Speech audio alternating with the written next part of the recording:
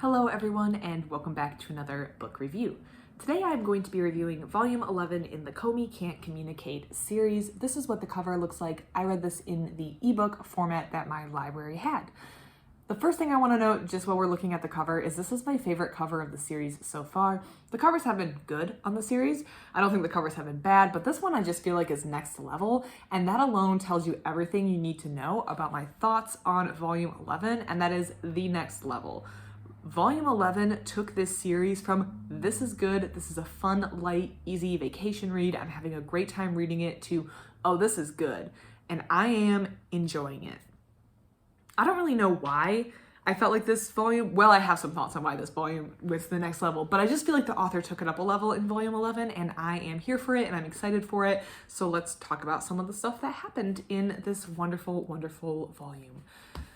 So in this volume, Komi's family is going on a trip, Tadano's family is going on a trip with Najimi, because would it really be a trip if it wasn't our favorite character of all time, Najimi, involved? And they run into each other because they both took a trip to the same place. Plot convenience. I feel like there's a lot of plot convenience in volume 11, but because I like the way it went, I'm going to excuse it and look over it. So there's some plot convenience going on. They wind up in the same spot, and Komi's mother is very, very social, and Tadano's parents are just shocked that he's friends with such a pretty girl, I guess, and Najimi's just excited because their friends are there, so they're gonna hang out for a little bit. And the big focus on volume 11 is romance. Volume 10 had a heavy friendship aspect with Komi hanging out with Manbagi, but volume 11 focuses mainly on romance, or maybe not entirely. There's a strong romance focus on this trip because it is Tadano, it is Komi, and Najimi's there, but Najimi at this point has kind of figured some stuff out and knows exactly what is going on. We also have some other characters, Komi's brother, who's another quiet, shy individual, and Tadano's sister, who's very, very outgoing and is trying to get Komi's brother to communicate with her.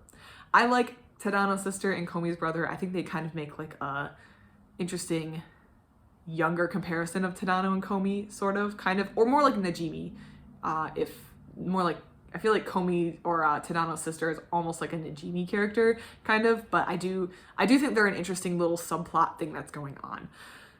This volume involves a lot of, oh no, we wound up in a cabin alone together. How could this have happened? Plot convenience, okay.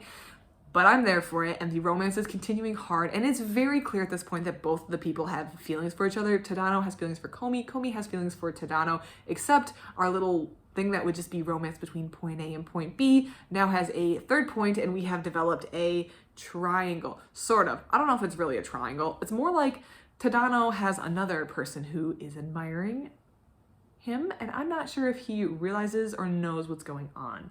Manbagi is this girl that Komi befriended in volume 10, and I think that so Tadano has been being nice to her, and Manbagi is starting to develop feelings as well. And it's not even like Manbagi is being very malicious in all this, but I do think it's going to cause some interesting things down the road. However, I do get the sense that Komi's more of a slow burn sort of book, or series, so I think it's gonna take a while for us to see the fallout from this, but I am noticing what's going on. We've had this building of the romance in this volume, and I think it's going to be interesting to see how this continues to unfold, especially with the Manbagi subplot and the fact that Manbagi is now Komi's friend. I think that's going to make an interesting dilemma that's going to come up if this romance continues, which I think it's going to be. Like I said, volume 11, in my opinion, took it to the next level. This was a 5-star read and I'm loving it. When I finished volume 11, I immediately got volume 12, and I'm excited to continue to read this series because it's just good, and I feel like it's to the next level. I feel like sometimes manga take a while to establish their characters, and if the plot's going to be a plot, well, I feel like with plot-based manga, you can get the plot rolling a lot sooner. When you're dealing with a series like Komi Can't Communicate, or any series that's really character-driven, where the characters are the ones who are developing, as opposed to like there's an outside external plot that's moving things along, when it's just characters talking to one another, I feel like the reader first needs to start resonating with the characters and their individual characteristics and personalities before the reader really gets into the series, at least to the next level. So while the rest of Komi, volumes 1 through 10, was really good and I was really enjoying it, I feel like now that I'm resonating with the characters, it's just kind of bringing it up to the next level, and I am enjoying it. If you have any thoughts on volume 11, I would love to hear it. Other than that, thank you so much for watching, and I hope you have a great rest of your day.